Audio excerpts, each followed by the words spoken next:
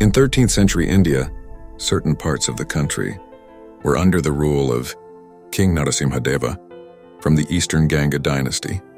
The king had an extraordinary vision. He wanted to create a temple dedicated to the worship of the sun right in the middle of the sea. This temple would take the form of a giant chariot on wheels, with each wheel acting as a sundial. Inside the chariot, there would be 4 deities representing the sun, positioned in the north, southeast, and west, showcasing different powers and moods throughout the day. To balance the entire structure and mislead approaching ships, there would be a giant magnet at the top of the chariot, tinkering with their compass.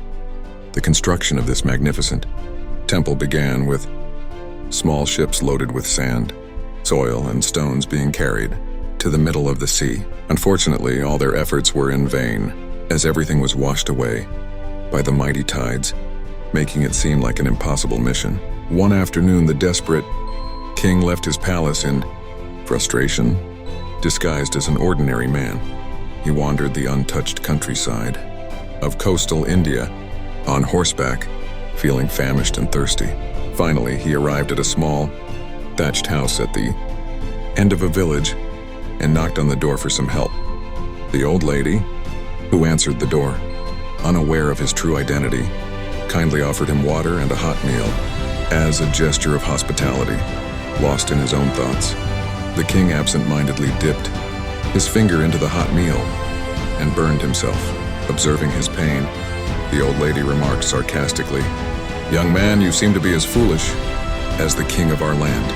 Instead of starting the work from the shore, the silly King Narasimhadeva is pouring sand in the middle of the sea. And here you are, pouring your fingers into the center of this hot meal." Shocked by the old lady's words, the king realized the truth behind her sarcastic remark. He immediately changed his approach and began his work from the shore. With a workforce of 12 aro men, the king dedicated 12 years of hard work and determination. In the end, he successfully completed the magnificent Sun Temple, which continues to attract tourists from all over the world. Even today, this story teaches us an important lesson about life.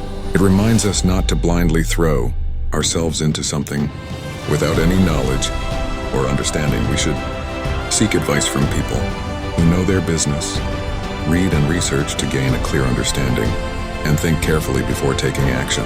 Despite setbacks and failures, if we approach our work with wisdom and determination, we can achieve great things. So let us not be surprised if we get burnt by our own foolishness.